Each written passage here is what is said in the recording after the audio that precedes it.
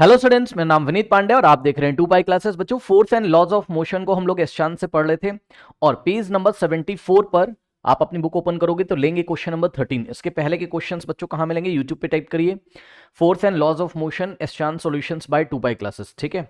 इसके अलावा अगर आपको मोशन चैप्टर का या force and laws of motion का एनसीईआरटी एग्जाम्पलर चाहिए, ठीक है, तो यूट्यूब पे आप उस चैप्टर का नाम टाइप करिए, for example motion NCERT solutions by 2 pi classes, तो आपको पूरा प्लेलिस्ट मिल जाएगा। ठीक है, आइए स्टार्ट करते हैं आज की क्लास।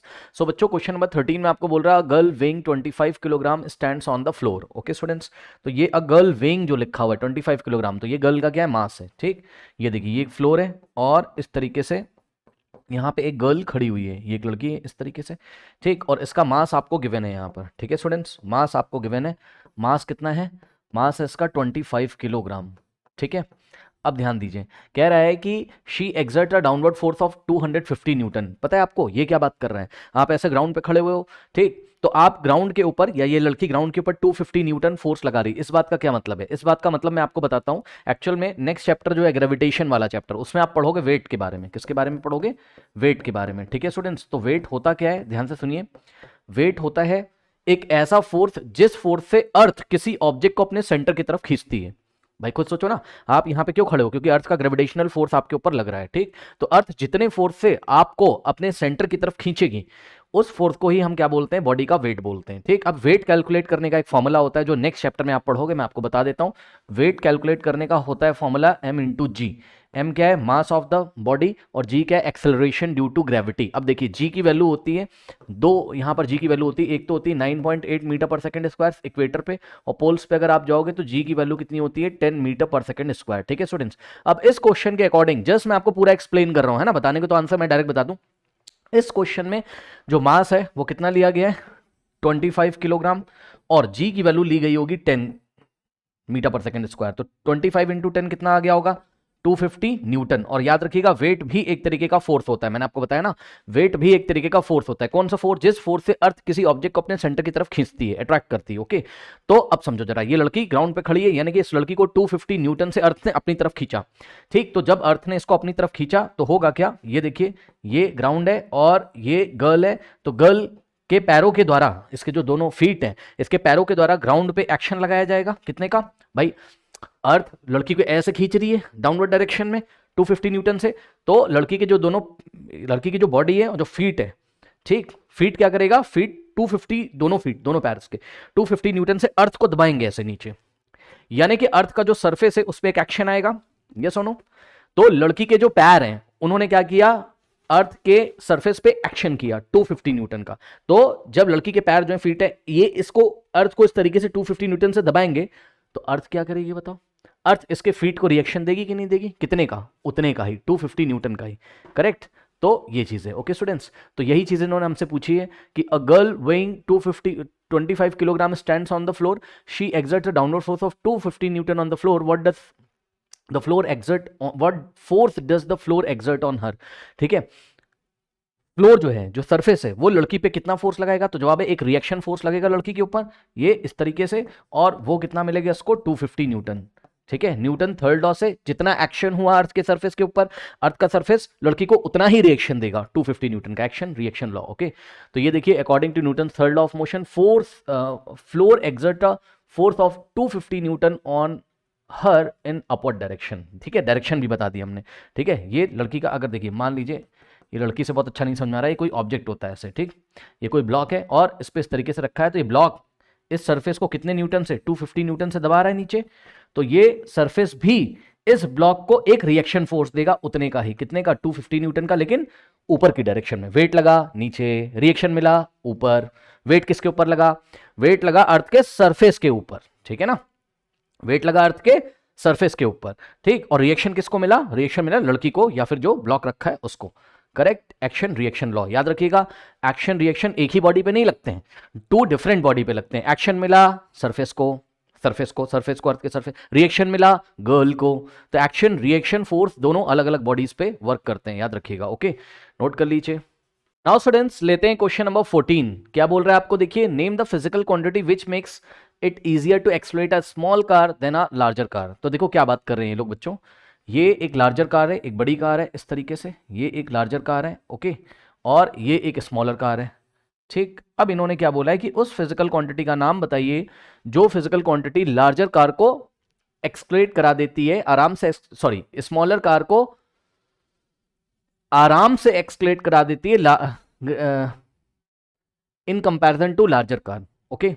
देख लीजिए, पढ़ लीजिए, कह रहा है name the physical quantity which makes it easier to accelerate a smaller car, ठीक है, makes it easier to accelerate a smaller car than a larger car. वो कौन सी फिजिकल क्वांटिटी है जिस फिजिकल क्वांटिटी के कारण अगर हम फोर्स लगाएं दोनों कार के ऊपर, ध्यान से सुनिए, यहां आपको मान के चलना पड़ेगा कि दोनों कार के ऊपर, फर्स्ट कार बड़ी वाली छोटी वाली दोनों के ऊपर सेम फोर्स आप लगा रहे हो, ये आपको मान के चलना पड़ेगा। फिर आप ये चेक करोगे कि कौन सी कार ज्यादा एक्सक्लेट हो रही है, यानी कि किसके वेलोसिटी में पर सेकंड ज्यादा चेंजेस आ रहे हैं, ठीक है। तो बहुत आराम से आप देख सकते हो, मान लो कि ये बड़ी वाली कार है, इस पर हमने लगाया एक फोर्स, ठीक है। अब कितना फोर्स लगाया, मान लो हमने लगाया 100 न्यूटन, लेट अस अज्यूम, और 100 न्यूटन का ही फोर्स हमने ये वाली कार पे लगाया, ठीक है स्टूडेंट्स। अब बताइए कौन सी कार की स्पीड में ज्यादा चेंज आएगा, कौन सी कार की वेलोसिटी में ज्यादा चेंजेस आएगा, यानी कि किसका rate of change of velocity ज्यादा होगा, यानी कि कौन ज्यादा एक्सक्लेट होगी। सीधी सी बात है, जो छोटी वाली कार है, इतना तो आप फील भी कर सकते हो, लेकिन इसको हम फॉर्मूला से समझा देंगे बच्चों। देखिए किस तरीके से हम बताएंगे, भाई फोर्स का फॉर्मूला क्या होता है, मास इनटू एक्सेलरेशन, ठीक। अब यहां पे ध्यान से चेक करिए, यहां पर बच्चों अगर आप लोग ध्यान देंगे तो फोर्स कांस्टेंट है, ध्यान दीजिए, यहां पे फोर्स कांस्टेंट है, जितना फोर्स इस पे लगाया उतना ही इस पे लगाया। अब आप बोलोगे कि सर फोर्स तो क्वेश्चन में कांस्टेंट नहीं दिया था कि दोनों पे सेम फोर्स लगाओ। बच्चों एक बात बताओ, एक्सेलरेशन आप कैसे चेक करोगे, पहले तो दोनों को बराबर फोर्स लगाओगे ना, सीधी सी बात है, तो वेल नोन है, दोनों को पहले बराबर फोर्स लगाओ, छोटी वाली को बड़ी वाली दोनों कार पे बराबर फोर्स लगाओ, फिर जाके आप चेक करो कौन ज्यादा अच्छी तरीके से एक्सप्लोरेट हो रही है, ठीक है ना। तो यहां से देखिए ए की वैल्यू अगर आप निकालोगे तो मास यहां मल्टीप्लाई इधर चलाएगा तो डिवाइड हो जाएगा, तो ए की वैल्यू क्या आ जाएगी, एफ अपॉन एम, एम इधर ए में मल्टीप्लाई है, इधर आएगा तो एफ के नीचे डिवाइड हो जाएगा, तो ए बराबर कितना हो गया, एफ बाय एम हो गया, ये लीजिए, ठीक। अब यहां से आप क्लियरली देख सकते हैं बच्चों, फोर्स तो हो गया कांस्टेंट, तो फोर्स की बात आप मत करो, तो acceleration is inversely proportional to mass हो गया, ये देखिए, इसको हम क्या पढ़ते हैं, इसको हम क्या पढ़ते हैं, acceleration is inversely proportional to mass, ठीक। एक्सेलरेशन इज, हम लिख दें यहां पर, देखिए इसको हम किस तरीके से पढ़ते हैं, acceleration is inversely proportional to mass,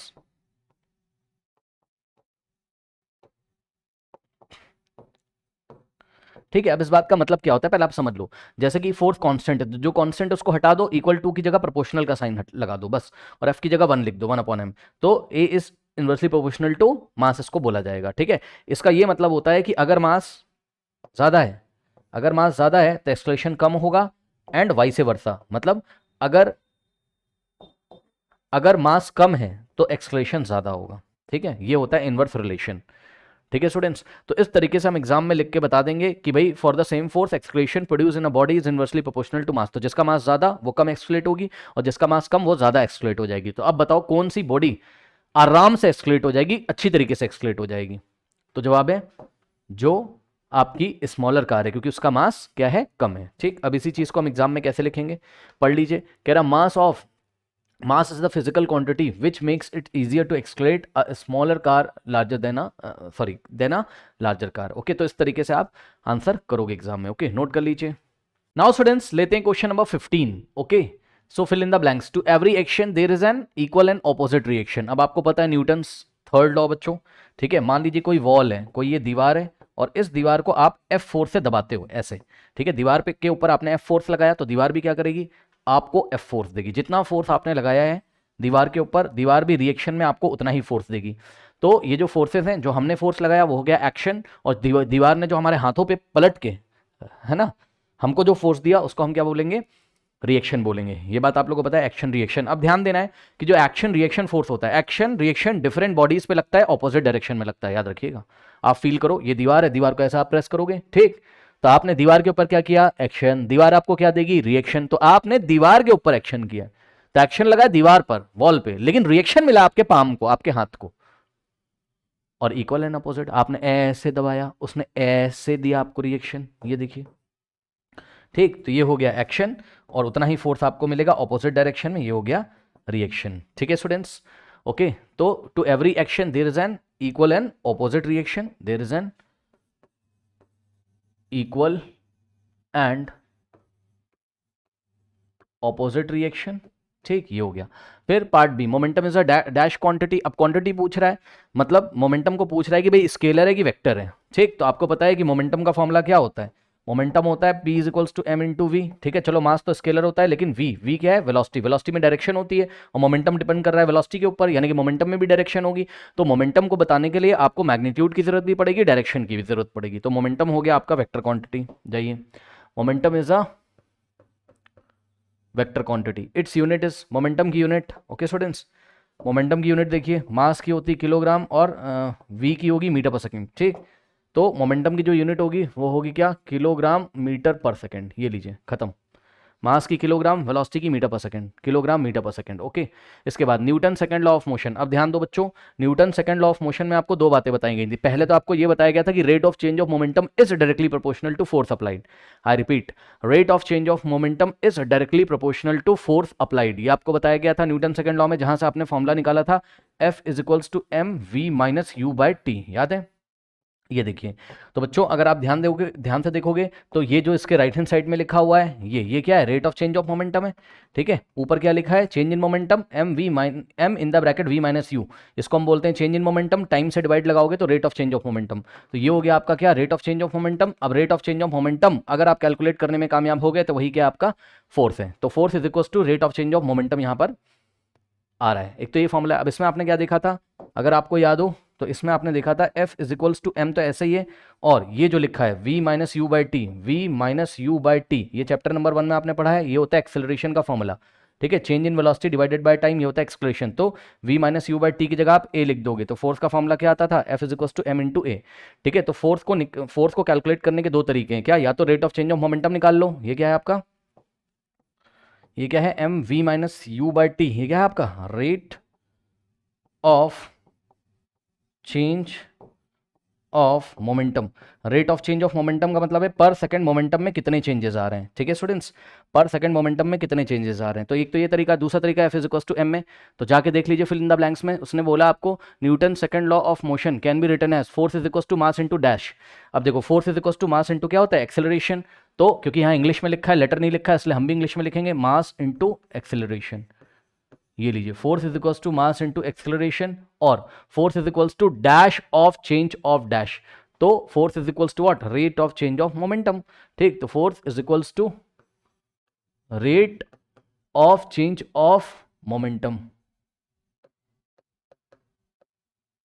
ठीक, ये हो गया। लीजिए नेक्स्ट देखिए, डी पार्ट कह रहा forces in a Newton's third law pair have equal dash but acts in opposite. देखो बच्चों, फोर्सेस है ना Newton third law pair, Newton third law जब पेयर बनता है, न्यूटन थर्ड लॉ में जब पेयर बनता है, किसका पेयर, एक्शन रिएक्शन का। तो ध्यान दे बच्चे, जैसे भी हमने दीवार को दबाया था सपोज 5 न्यूटन से, मान लो हमने दीवार के ऊपर कितना फोर्स लगाया था, 5 न्यूटन। तो 5 न्यूटन दीवार भी हमारे को फोर्स देगी ऑपोजिट डायरेक्शन में।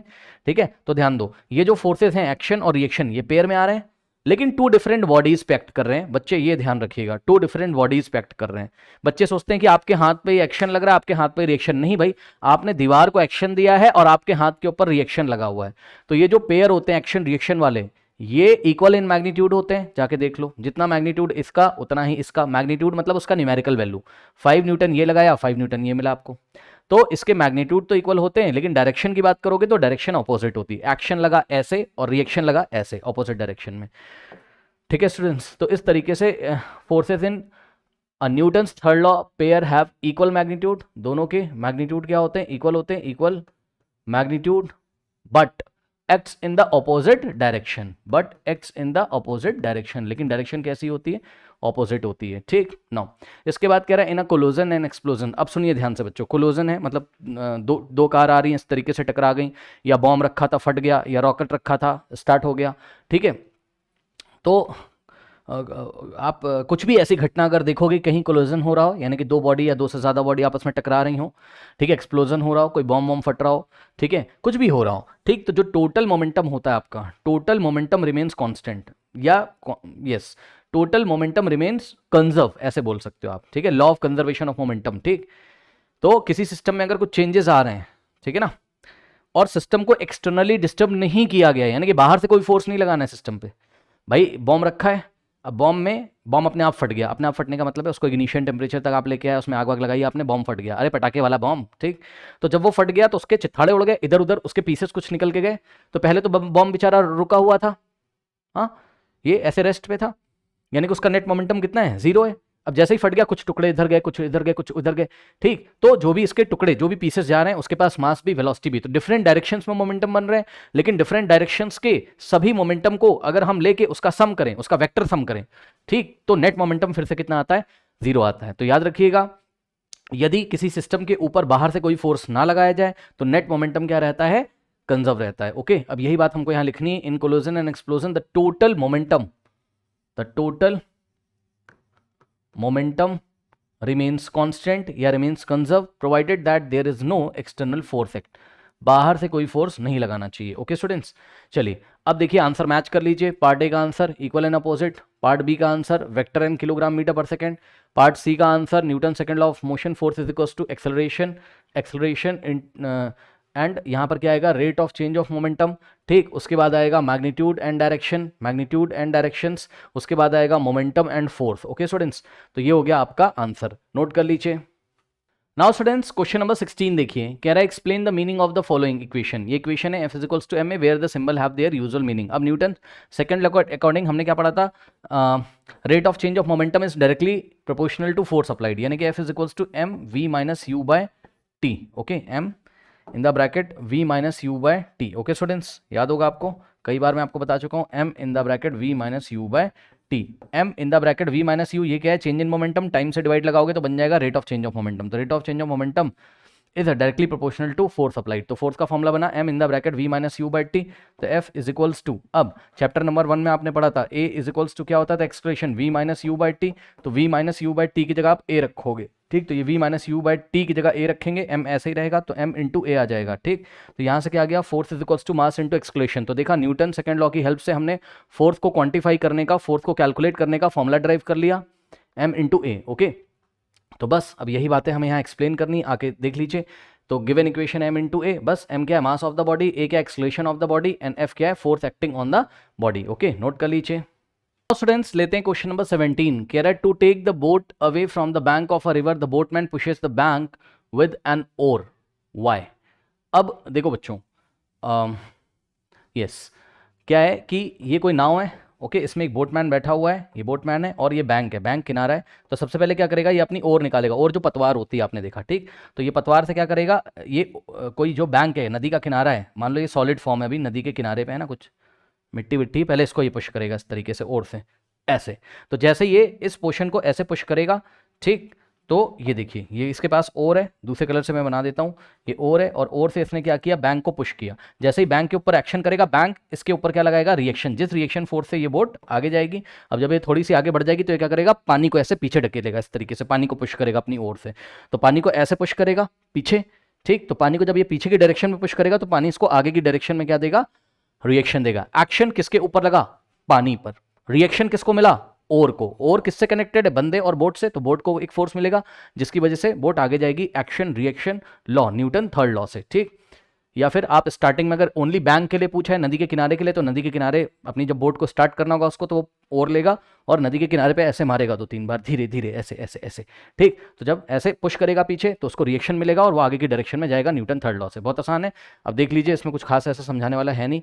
अब आंसर देखिए बच्चों, यहाँ पर क्या है, while rowing the boat the boatman pushes water backwards with the oar so that the water exerts an equal and opposite push on the boat which makes the boat move forward. In fact harder the boat push back, harder the boatman pushes back the water with or greater is the force exerted by the water and faster the boat move forward। Okay, कह रहा है जितनी तेजी से वो पीछे push करेगा, पानी को ढकेलेगा या नदी के किनारे को ऐसे ढकेलेगा, पीछे की तरफ पुश करेगा, उतनी ही ज़्यादा तेजी से उसको फॉरवर्ड डायरेक्शन में फोर्स मिलेगा और वो आगे की दिशा में बढ़ेगा। ओके स्टूडेंट्स, तो आप देख लो ये आंसर यहाँ पर आपको क्या लिखना है, ठीक है। सो आप इसको नोट कर लीजिए स्टूडेंट्स, नोट कर लीजिए वीडियो पॉज करके आंसर्स का, और लर्न क्या करना है आप अपने मन से लिख सकते हो। ओके, नोट कर लीजिए। नाउ स्टूडेंट्स लेते हैं क्वेश्चन नंबर 18, कह रहा है why does the gunman gets a jerk on firing a bullet. अब देखो बच्चों, कोई गनमैन है और वो इस तरीके से, ये गन है इसकी, ठीक, और गन को ऐसा उसने शोल्डर पे रखा, ऐसे फायर किया। जैसे ही फायर करता है ये पीछे झटका क्यों खाता है, ये आपसे पूछ रहा है। इसको पीछे की डायरेक्शन में झटका क्यों लगता है, जर्क क्यों लगता है, गनमैन फायर करने के बाद पीछे क्यों जाता है। ठीक, तो इसको आप दो तरीके से समझ सकते हो। फर्स्ट मेथड तो ये ध्यान से चेक करिए, ये कोई गनमैन है, ठीक, और ये इसकी गन है इसके शोल्डर पे इस तरीके से, ठीक, ये ट्रिगर है, जैसे ये फायर करेगा तो गन बुलेट के ऊपर एक फोर्स लगाएगी, बुलेट आगे निकल जाएगी, ये इस तरीके से, ये देखिए, ठीक।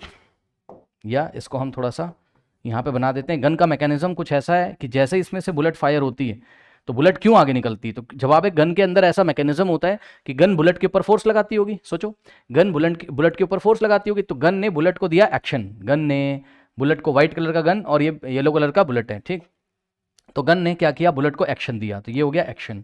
अब सुनो, जितना एक्शन बुलेट को मिलेगा उतना ही बुलेट रिएक्शन देगा किसको, गन को। खुद सोचो, गन ने बुलेट को दबाया F फोर्स से, बुलेट गन को पीछे की डायरेक्शन में दबाएगा F फोर्स से, ठीक। तो आगे की डायरेक्शन में एक्शन मिला गन के द्वारा बुलेट को, तो पीछे की डायरेक्शन में रिएक्शन होगा। रिएक्शन किसके ऊपर आएगा, रिएक्शन आएगा गन के ऊपर बुलेट के द्वारा। तो जितना एक्शन उतना ही reaction. Equal and opposite forces हैं, टू डिफरेंट बॉडीज पर लग रहे हैं। एक्शन लग रहा है बुलेट पर, रिएक्शन लग रहा है गन के ऊपर, ठीक। तो इस तरीके से जब रिएक्शन मिलेगा तो बुलेट तो आगे निकल गई, रिएक्शन मिलेगा तो जो गनमैन है वो ऐसे पीछे जाएगा, क्योंकि गन उसके शोल्डर पे रखी है तो उसकी बॉडी पे इफेक्ट आएगा। एक तो ऐसे आप समझ सकते हो, ठीक, यही यहाँ पर लिखा हुआ है। दूसरा भी तरीका मैं आपको बताता हूँ कैसे समझ सकते हो। देखिए, कह रहा when a bullet is fired from a gun, the force pushing the bullet forward is equals to the force pushing the gun backward. However, because of the high mass of the gun, it moves only a little distance backward and gives a backward jerk or kick to the shoulder of the gunman. अब देखो यहाँ एक बात और बताई गई है क्या, कि जो गन है, ठीक है ना, गन का मास क्या है, बहुत ज़्यादा है, गन भारी होती है, गन का मास बहुत ज़्यादा है, और अगर गन का मास बहुत ज़्यादा होगा, ध्यान से सुन लो मेरी बात, तो पीछे जो रिएक्शन मिलेगा, सपोज F फोर्स का रिएक्शन मिल रहा है पीछे, अब हमको पता है F इज इक्वल टू क्या होता है, मास इंटू एक्सलेशन, तो यहाँ से अगर एक्सलेशन निकालोगे तो F कितना आ जाएगा, F/m, ठीक है ना, चेक कर लीजिए, A बराबर F/m हो जाएगा, भाई M मल्टीप्लाई इधर जाके डिवाइड करेगा, ठीक। तो दिए गए फोर्स के लिए पीछे फोर्स आता है, बुलेट ने पीछे फोर्स दिया रिएक्शन का, मना नहीं कर रहे हैं, लेकिन बच्चों ये जो फोर्स दिया है, इस फोर्स के लिए, जो भी फोर्स है, इस फोर्स के लिए आप देखोगे तो acceleration is inversely proportional to mass, यानी कि यदि मास ज्यादा है तो एक्सलेशन कम से कम प्रोड्यूस होगा। ऑब्वियसली अगर मास ज्यादा है तो एक्सलेशन कम प्रोड्यूस होगा। तो गन को इसीलिए थोड़ा भारी भी बनाया जाता है जानबूझ के, ठीक है ना। तो गन को भारी बनाने से क्या फायदा है, गन का मास ज्यादा है, जैसे इसको रिएक्शन वाला फोर्स मिलेगा, भाई फोर्स मिलने का क्या मतलब है कि गन एक्सलेट होगी पीछे की डायरेक्शन में, गन की वेलोसिटी में चेंज आएगा, पहले गन रेस्ट पे थी अब पीछे जाएगी, तो पीछे वो धीरे से एक्सलेट हो, ज्यादा तेजी से एक्सलेट ना हो, अचानक से उसकी वेलोसिटी में ना चेंज आ जाए, इसलिए मास थोड़ा सा ज्यादा भी रखा जाता है। तो गन का मास ज्यादा होने की वजह से एक्सलेशन कम प्रोड्यूस होगा और इस बंदे को ज्यादा परेशानी नहीं होगी। वरना तो अगर ज्यादा एक्सलेशन मिल जाता, गन को हल्का बना देते, हम बना सकते हैं, गन को लाइटर वेट का बना देते, मास हो जाता गन का कम, अगर मास कम हो जाता एक्सलेशन ज्यादा हो जाता, पीछे चली जाती, बंदा संभाल ही नहीं पाता, ठीक है। ये हो गया पहला तरीका। दूसरा तरीका ये है समझने का, ये तो हमने समझा न्यूटन थर्ड लॉ से। दूसरा तरीका ये है कंजर्वेशन ऑफ मोमेंटम से आप समझ सकते हो। ये देखिए, ये भी गन है, ठीक है स्टूडेंट्स, ये गन है और ये कोई बंदा है, इसके शोल्डर पे गन रखी हुई है, ठीक।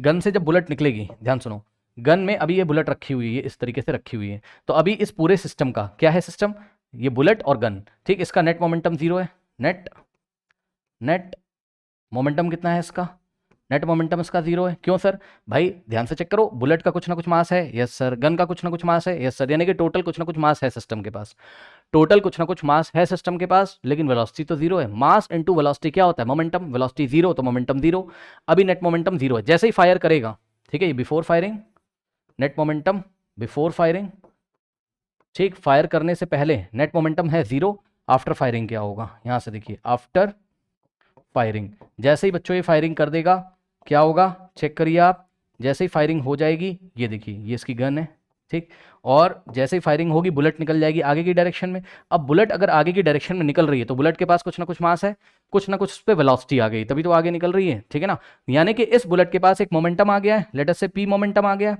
ठीक, तो पी मोमेंटम आ गया बुलेट के पास फॉरवर्ड डायरेक्शन में।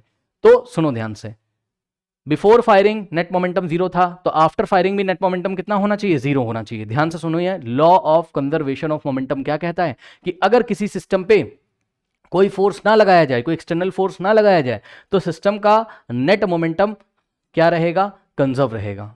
सिस्टम में कोई चेंजेस आ रहे हैं, हाँ, पहले फायर नहीं किया था, फायर कर दिया, तो ये आफ्टर फायरिंग सिस्टम में जो भी चेंज आ रहे होंगे, चेंज आने का मतलब है बुलेट पीछे जा रही है और सॉरी बुलेट आगे जा रही है, गन पीछे जा रही है, तो ये सब जो भी चेंजेस आ रहे हैं, इन चेंजेस के दौरान कंजर्वेशन आपका क्या, सॉरी मोमेंटम आपका क्या रहेगा, कंजर्व रहेगा, यानी कि जितना मोमेंटम पहले था उतना ही अभी भी रहेगा, याद रखिएगा।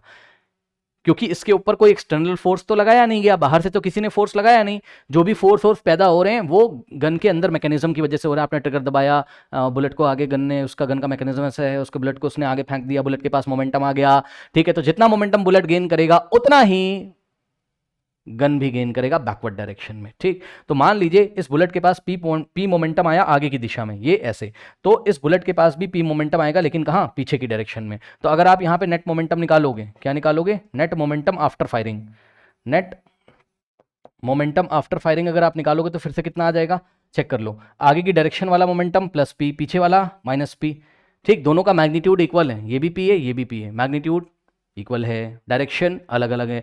डायरेक्शन अलग अलग होने के कारण आगे वाले मोमेंटम को, जो आगे की दिशा में बुलेट के पास, उस मोमेंटम को प्लस पी से, और पीछे वाले मोमेंटम जो कि गन को मिल रहा है उसको मैंने माइनस पी से दिखाया। नेट मोमेंटम निकालोगे तो क्या आ जाएगा, प्लस पी में हम क्या करेंगे, माइनस पी ऐड करेंगे, ओके। प्लस पी में हम क्या ऐड करेंगे, minus P, okay.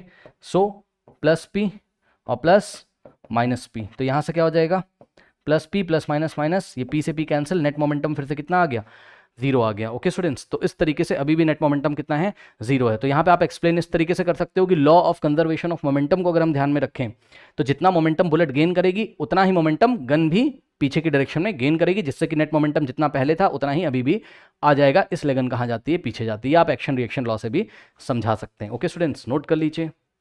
Now students question number 19 देखिए, पेज नंबर 74 पे एस में, if action is always equal to reaction explain why a cart pulled by a horse can be moved. अब देखो बच्चों, पहले इसको मैं आपको असली में समझा देता हूं कि कहानी क्या चल रही है, ठीक है ना। इस क्वेश्चन में कह रहा अगर एक्शन रिएक्शन के इक्वल होता है तो जो हॉर्स होता है, वो जो हॉर्स वाली गाड़ी होती है, आपने देखा है इस तरीके से, ये हॉर्स इसको क्यों पुल करता है इस तरीके से, क्यों ये उसको आगे बढ़ा ले जाता है, ठीक है। तो इस चीज़ को अभी हम आपको एक डायग्राम की हेल्प से समझाएंगे। पहले तो आप अच्छी तरीके से समझ लीजिए कि मैकेनिज्म क्या होता है, चलता क्या है यहाँ पर, ठीक है ना। उसके बाद एक आंसर हम आपको बताएंगे एस चांद से, आपकी बुक से, ठीक है। और अगर वो आंसर आपको नहीं समझ में आ रहा है, ठीक है स्टूडेंट्स, मतलब नहीं लर्न हो रहा है, तो हम आपको एक सिंपल सा आंसर बताएंगे, आप वो भी एग्जाम में लिख सकते हैं। तो पहले तो समझ लो होता क्या है, देखो ध्यान से, यहाँ पर समझना ये है, और आपकी बुक में मैं टिक भी लगवा देता हूँ, ये आप ओपन करोगे अपनी बुक अगर एस चांद में, तो ये आपको मिलेगा कौन से पेज नंबर पे, पेज नंबर 68 पे आपको मिलेगा। देखिए पहले थोड़ा समझ लीजिए कैसे, देखिए यहाँ पर थोड़ा सा समझिए बच्चों, होता क्या है, फटाफट ध्यान से चेक करो, चल क्या रहा है यहाँ पर।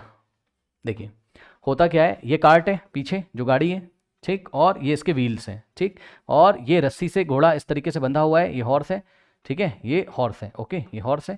अब सुनो होता क्या है, फटाफट देखिए जरा, होता क्या है, ये ग्राउंड है, ठीक, तो ये ग्राउंड है इस तरीके से, और ये देखिए ये जो गाड़ी का वेट है, गाड़ी का वेट है नीचे लगता है, ठीक है, गाड़ी का वेट, भाई अर्थ क्या कर रही है, गाड़ी को नीचे वेट से खींच रही है, मतलब अर्थ एक ग्रेविटेशनल फोर्स से इस कार्ट को नीचे खींच रही है, यानी कि कार्ट ग्राउंड को दबा रही है ऐसे। तो यहाँ कार्ट ने ग्राउंड के ऊपर वेट लगाया कितना, W, ठीक। तो कार्ट ने अगर ग्राउंड को दबाया तो ग्राउंड क्या करेगा, इसको रिएक्शन देगा, तो एक रिएक्शन यहाँ पर इसको मिलता है, तो ये दोनों हो गए कैंसिल, ठीक है, वर्टिकल ये दोनों फोर्स हो गए कैंसिल। जितना एक्शन मिला किसको, भाई समझ रहे हो ना, कार्ट का एक वेट है, यस सर, वेट लगा कहाँ, नीचे, सपोज W1, कितना वेट है, W1, ओके। तो कार्ट का वेट लग गया नीचे और रिएक्शन मिल गया ऊपर। वेट किसके ऊपर लगा, ग्राउंड के ऊपर, भाई कार्ट ने ग्राउंड को दबाया ना, और ग्राउंड ने कार्ट को रिएक्शन दिया, तो ये इसके इक्वल हो गया, R is equals to W1, जो रिएक्शन फोर्स है वो कार्ट के वेट के इक्वल है। तो इसका नेट फोर्स कितना आ जाएगा, इन दोनों का नेट फोर्स कितना आ जाएगा, भाई दोनों इक्वल है, कैंसिल कर देंगे, नेट फोर्स आ गया जीरो, ना तो ये ऊपर जाएगी ना नीचे आएगी, ठीक है, इतना समझ में आ गया। अब देखो होता क्या है, ये जो घोड़ा है, ठीक है ना, अब इसने क्या किया, इसने हॉर्स ने क्या किया, इस कार्ट को ऐसे आगे खींचा होगा, ठीक, एक तो यहाँ दो फोर्स लग रहे थे कैंसिल हो गए, जितने फोर्स हैं सारे के सारे देख लो।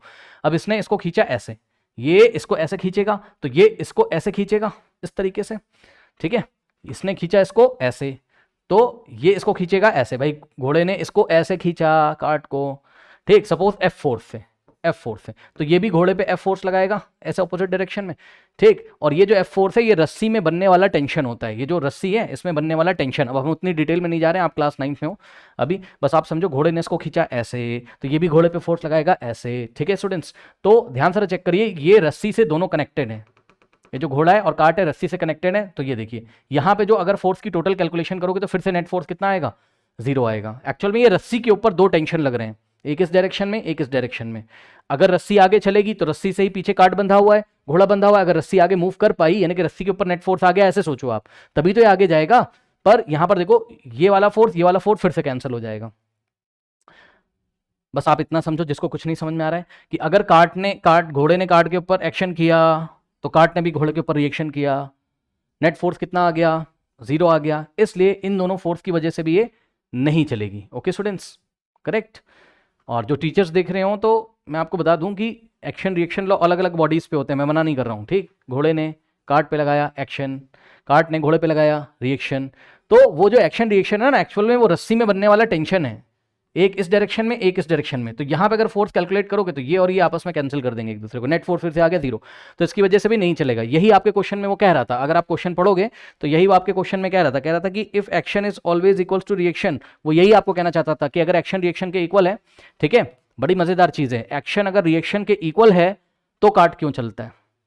वो यही वाला डायग्राम पूछना चाहता है कि इस डायग्राम के बारे में आप क्लियर हो कि यहाँ पे तो नेट फोर्स कितना आ रहा है, 0। हालांकि एक्शन रिएक्शन अलग अलग बॉडीज पे लगते हैं, ध्यान से चेक करो, एक्शन लगा इसके ऊपर और रिएक्शन लगा इसके ऊपर, लेकिन अलोंग द रोप लग रहा है ना, अलोंग द रोप लग रहा है। तो इतने पोर्शन में अगर आप चेक करोगे तो नेट फोर्स कितना आएगा, 0। आई थिंक आपको समझ में आएगा। इसकी वजह से भी काट नहीं चलेगा। तो चलता क्यों है, तो चलता इसलिए, ध्यान से चेक करो। अब घोड़ा क्या करेगा, घोड़ा अपने पैरों को ऐसे बेंड करेगा, मोड़ेगा, ठीक। और अपने पैरों को ऐसे घोड़ा बेंड करके, ये इस तरीके से देखिए, ये घोड़ा अपने पैरों को ऐसे बेंड करके पीछे की डायरेक्शन में फोर्स लगाएगा, ग्राउंड को ऐसे दबाएगा F फोर्स से, ठीक। अब यहां से सारा काम स्टार्ट होता है। बस हम इसके एक पैर से ही आपको दिखा रहे हैं। घोड़ा यहाँ पे कुछ फोर्स लगाएगा, F, मान लो F फोर्स लगाया, ठीक, ठीक है, या F डैश फोर्स लगा दिया, F1 फोर्स लगा दिया, क्योंकि F फोर्स आप पहले ही ले चुके हो। जैसे ही F फोर्स लगाएगा, तुरंत ग्राउंड क्या करता है, इसको एक रिएक्शन देता है, ठीक। तुरंत मैं रेड कलर से दिखा दे रहा हूं, एक इसको इस तरीके से रिएक्शन मिलेगा। ओके स्टूडेंट्स, ये इसको एक तरीके से क्या मिलेगा, रिएक्शन मिलेगा। ओके, अब ध्यान से चेक करिए, जब यहाँ पे एक रिएक्शन मिलेगा तो यहाँ पे हमने क्या किया, हॉरिजॉन्टल के पैरेलल एक लाइन ड्रॉ किया, ये इस तरीके से, ठीक। अब सुनो, सपोज ये वाला जो आपका देखिए, ये वाला एंगल सपोज थीटा था, तो ये एंगल भी कितना हो जाएगा, थीटा हो जाएगा एंगल, ठीक है। मतलब ग्राउंड के साथ कुछ एंगल बनाते हुए ऐसे करके एक्शन किया गया। अब समझो रहा होता क्या है, देखो आपको बात पहले समझ लेना, बच्चे जो 9th क्लास के देख रहे हैं, पहले समझ लो, फिर लिखना क्या मैं आपको बताऊंगा, टेंशन मत लो, ठीक। अब देखो, जितना यहाँ पे एक्शन किया उतना इसको रिएक्शन मिला। अब इस रिएक्शन के दो कंपोनेंट होते हैं, एक इधर आता है, मतलब ये दो भागों में बढ़ जाता है, ये आप क्लास 11th में पढ़ोगे, ठीक। तो ये दो भागों में बढ़ जाता है। होता क्या है, इधर बनता है आपका एक फोर्स जिसका नाम होता है आर कॉस थीटा, और इधर एक फोर्स बनता है जिसका नाम होता है आर साइन थीटा। ये फोर्स के नाम है, बस टेंशन मत लो। ये आर दो भागों में बढ़ गया, इधर चला गया आर कॉस थीटा हॉरिजॉन्टल में ऐसे, और इधर चला गया आर साइन थीटा। अब सोचो, ये आर साइन थीटा क्या करता है, ये आर साइन थीटा घोड़े के वेट को बैलेंस करता है। भाई घोड़ा का भी तो कुछ ना कुछ वेट होगा, है ना, ये हॉर्स का भी तो कुछ ना कुछ वेट होगा। किधर होगा, नीचे। सपोज घोड़े का वेट कितना है, W2, तो ये आर साइन थीटा ऊपर है, घोड़े का वेट नीचे है, तो आर साइन थीटा किसको बैलेंस करता है, आर साइन थीटा नाम का जो फोर्स है वो W2 को बैलेंस कर लेता है। यानी कि फिर से इसका और इसका रिजल्टेंट फिर से क्या आएगा, 0 आएगा, ठीक। तो बचा क्या अब ये तो बचा नहीं, ये वाला तो बचा नहीं। क्यों नहीं बचा, क्योंकि सर ये रिएक्शन था, रिएक्शन के दो कंपोनेंट बना लिए। मैंने बोला ना, इसको दो भागों में बांट देते हैं फिजिक्स समझने के लिए, आर कॉस थीटा और एक होता है आर साइन थीटा, ठीक। तो ये तो गया, ये दो भागों में बट गया। आर साइन थीटा ने क्या किया, W2 को बैलेंस कर लिया, तो ये दोनों खत्म हो गए। अब बचा क्या, R cos theta. R cos theta किधर लग रहा है, इस आगे की डायरेक्शन में लग रहा है आर कॉस थीटा। और ये जो आर कॉस थीटा है बच्चों, ये आर कॉस थीटा आया कहां से, तो जवाब है रिएक्शन का ही तो कंपोनेंट है। रिएक्शन को ही तो दो भागों में आपने बांटा था, ठीक। घोड़े ने अपने पैरों को बेंड किया, पीछे एक्शन लगाया ग्राउंड पे, तभी तो उसको रिएक्शन मिला। रिएक्शन के दो कंपोनेंट हो गए, आर साइन थीटा, एक हो गया R cos theta. R sine theta ने वेट को बैलेंस कर लिया, खत्म हो गया, बचा आर कॉस थीटा, ठीक। तो ये आर कॉस थीटा एक तरीके से क्या है, ये आर कॉस थीटा एक तरीके से क्या है, ये आर कॉस थीटा एक तरीके से क्या है, component of reaction, component of reaction. ये रिएक्शन का ही एक कंपोनेंट है, यानी कि ये रिएक्शन से ही पैदा हुआ है, रिएक्शन फोर्स से ही पैदा हुआ है, ठीक है भाई। रिएक्शन से ही तो मिला है ये आर कॉस थीटा, इस बात का आपको ध्यान रखना है। अब होता क्या है कि ये जो आर कॉस थीटा है, ये फ्रिक्शनल फोर्स के जैसे ही इक्वल हो जाता है। फ्रिक्शनल फोर्स कहां लग रहा होगा, सोचो, फ्रिक्शनल फोर्स लग रहा होगा पीछे की डायरेक्शन में। ये मोशन है, व्हील्स और रोड के बीच में फ्रिक्शनल फोर्स लग रहा होगा, ब्लू कलर से दिखाता हूं, ठीक है। ये ऐसे, ये इस डायरेक्शन में ऐसे, ये इस डायरेक्शन में फ्रिक्शनल फोर्स लग रहा होगा कि नहीं लग रहा होगा, बताइए। इस डायरेक्शन में फ्रिक्शनल फोर्स लग रहा होगा कि नहीं लग रहा होगा, यस सर। तो इस फ्रिक्शनल फोर्स को अगर ओवरकम करने में आप कामयाब हो गए, आपका मतलब है जो घोड़ा है वो अगर इस फ्रिक्शनल फोर्स को ओवरकम करने में कामयाब हो गया तो गाड़ी आगे चल जाएगी। जैसे ही आर कॉस थीटा किसके इक्वल होता है, फ्रिक्शनल फोर्स के, जैसे ही R cos theta frictional force के इक्वल हो जाता है, तुरंत गाड़ी चलने के लिए तैयार हो जाती है। और अगले ही पल जैसे ही, क्योंकि घोड़ा तो लगातार पीछे बेंड करके फोर्स लगा ही रहा है ना, अगले पल जैसे ही आर कॉस थीटा की वैल्यू फ्रिक्शनल फोर्स से ज्यादा हो जाती है, ध्यान से सुनिए, जैसे ही आर कॉस थीटा की वैल्यू फ्रिक्शनल फोर्स से ज्यादा हो जाती है, जैसे ही आर कॉस थीटा की जो वैल्यू है वो फ्रिक्शनल फोर्स से ज्यादा हो जाती है, फ्रिक्शनल फोर्स से क्या हो जाती है, ज्यादा हो जाती है, तो ये जो गाड़ी है ये आगे की डायरेक्शन में इस तरीके से चलने लगेगी। अब आई थिंक आपको समझ में आएगा, एक बार फिर से रिवाइज करा देता हूं, सुन लो ध्यान से।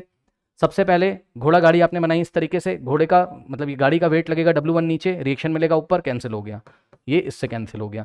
उसके बाद यहाँ पे देखेंगे घोड़े ने एक्शन लगाया F, तो गाड़ी ने घोड़े को रिएक्शन दिया कितना F, रस्सी पे देखोगे तो नेट फोर्स कितना आ जाएगा 0, तो रस्सी आगे पीछे जा ही नहीं पाएगी, रस्सी से ही दोनों बंधे तो पूरा सिस्टम आगे पीछे नहीं जा पाएगा कहीं पर भी, ठीक। तो इन दोनों फोर्स की वजह से भी नहीं चला ये। अब क्या हुआ, अब आया घोड़े ने अपने पैरों को बेंड किया, बेंड करके ऐसे तिरछा ऐसे थीटा एंगल पे फोर्स लगाया F1, ग्राउंड को एक्शन दिया, ग्राउंड ने दिया इसको रिएक्शन, जैसे ग्राउंड रिएक्शन देगा, इस रिएक्शन फोर्स के दो कंपोनेंट होते हैं, एक होता है horizontal component R cos theta और एक होता है vertical component R sine theta, ठीक।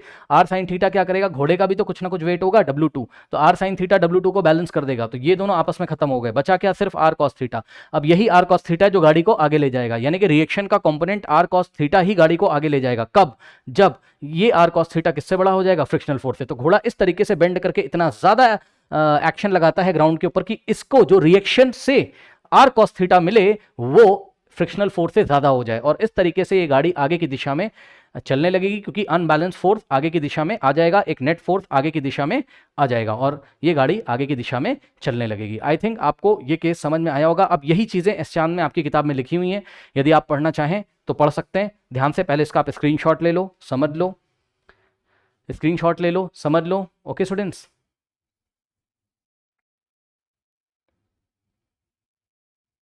अब देखिए, अब आपकी किताब में एक्सप्लेनेशन क्या लिखा है, यहां से आप आंसर उठा सकते हो, मैं आपको टिक लगा देता हूं।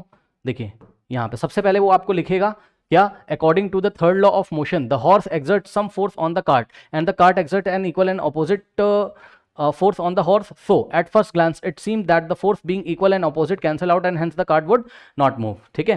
तो अकॉर्डिंग टू थर्ड लॉ घोड़े ने कार्ट के ऊपर एक्शन किया, कार्ट ने घोड़े के ऊपर रिएक्शन किया, तो शुरू में ऐसा लगता है एक्शन रिएक्शन कैंसिल हो गए, नेट फोर्स आ गया 0, वही रस्सी वाला जो फोर्स था, ओके, रस्सी के ऊपर जो आ रहा था, ठीक है। तो शुरुआत में ऐसा लगता है गाड़ी नहीं चलेगी, लेकिन क्या होता है, but it should be noted that it is only force on the cart which determines whether the cart will move or not and that the force exerted by the cart on the horse affects the horse alone, okay. तो कह रहा ध्यान देने वाली बात यह है, क्या इस पूरे सिस्टम पे केवल यही दो फोर्स लग रहे हैं, एक्शन रिएक्शन, जो रस्सी पे, जो हमने रस्सी के ऊपर आपको दिखाए थे? जवाब है नहीं, और भी फोर्स यहां पर काम कर रहे हैं, जो भी मैंने आपको सारे के सारे दिखाए थे, ओके स्टूडेंट्स। कह रहा है thus if the horse is able to apply enough force to overcome the frictional force present the cart will move, so to make the cart move the horse bend. अब सुनो ध्यान से, कह रहा है यहां पर एक फ्रिक्शनल फोर्स भी काम कर रहा होगा मोशन के ऑपोजिट डायरेक्शन में, अगर उस फ्रिक्शनल फोर्स को ओवरकम करने में आप कामयाब हो गए, यानी कि घोड़ा उस फ्रिक्शनल फोर्स को ओवरकम करने में कामयाब हो गया, आर कॉस थीटा अगर फ्रिक्शनल फोर्स से बड़ा हो गया तो गाड़ी चल जाएगी, ठीक। तो वही बात लिखी हुई। अब घोड़ा क्या करता है इसके लिए कि वो फ्रिक्शनल फोर्स को ओवरकम कर दे, इसके लिए वो क्या करता है, to make the cart move the horse bends forward, घोड़ा आगे की तरफ मुड़ जाता है and pushes the ground with his feet, अपने फीट से ग्राउंड को पुश करता है, और ऐसा करने पर जो आर कॉस थीटा आ रहा है, रिएक्शन का जो कंपोनेंट आ रहा है, वो फ्रिक्शनल फोर्स से बड़ा हो जाता है। यही चीज किताब में लिखी है, when the forward reaction to backward push, जो आगे की डायरेक्शन में फॉरवर्ड रिएक्शन मिलता है, उसका जो आर कॉस थीटा वाला कंपोनेंट होता है, कंपोनेंट के बारे में क्लास 9th में नहीं लिखा है, बस उन्होंने उसको क्या बोल दिया, forward reaction, R cos theta को क्या बोल दिया, फॉरवर्ड रिएक्शन, क्योंकि वो रिएक्शन का ही कंपोनेंट था, ठीक। तो कह रहा है when forward reaction to the backward push करने के बाद जो फॉरवर्ड रिएक्शन मिला है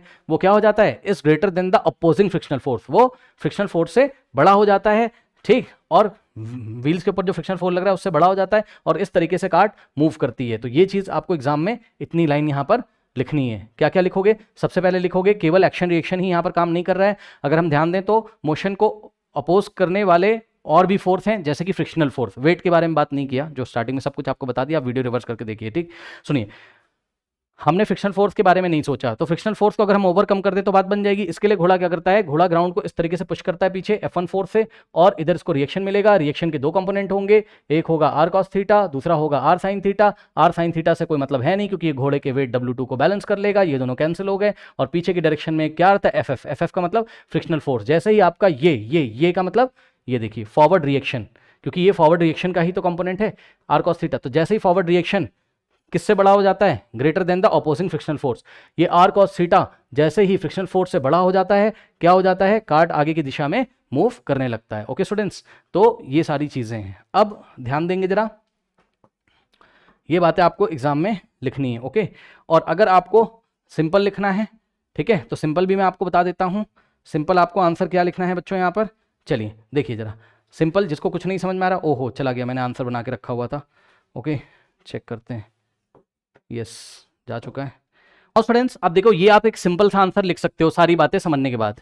इन a horse cart the horse pushes the ground backward direction, ये ग्राउंड है, ये इसको बैकवर्ड डायरेक्शन में पुश करता है according to Newton third law of the motion.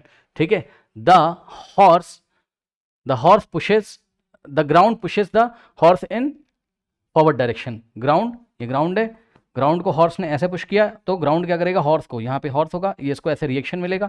आगे की कहानी आपको पता है कि रिएक्शन के दो कंपोनेंट होंगे, ये होगा आर कॉस थीटा और ये होगा R sine theta. R sine theta क्या करेगा, घोड़े के वेट को बैलेंस कर लेगा, W2 को, इसको छोड़ दो, अब बचा केवल यही फोर्स आर कॉस थीटा, क्योंकि इसके तो कंपोनेंट निकाल चुके हो तो ये भी गया। R cos theta, frictional force इधर लग रहा होगा, फ्रिक्शनल फोर्स से बड़ा हो जाएगा, यही चीज आर कॉस थीटा मतलब रिएक्शन फोर्स का कंपोनेंट। तो यही इन्होंने लिखा हुआ है क्या, कि ground pushes the horse in forward direction, मतलब ग्राउंड जो हॉर्स को फॉरवर्ड डायरेक्शन में ये जो प्रोवाइड करता है, ये जो रिएक्शन प्रोवाइड करता है, ये जो है फ्रिक्शनल फोर्स से बड़ा हो जाता है। Thus horse moves in the forward direction as the cart is attached to the force the cart to move in the forward direction. Actual में कह रहा है कि घोड़े से पीछे कार्ड इस तरीके से बंधी हुई है तो कार्ड भी आगे चलती, क्यों चलेगी, क्योंकि पूरे सिस्टम पे एक नेट फोर्स आ रहा है और कॉस थीटा, जो कि उसको आगे की डायरेक्शन में ले जाने की कोशिश कर रहा है, जो कि फ्रिक्शनल फोर्स से ज़्यादा हो जाता है। आई थिंक अब आपको समझ में आया होगा। ओके स्टूडेंट्स, तो आप नोट कर लीजिए।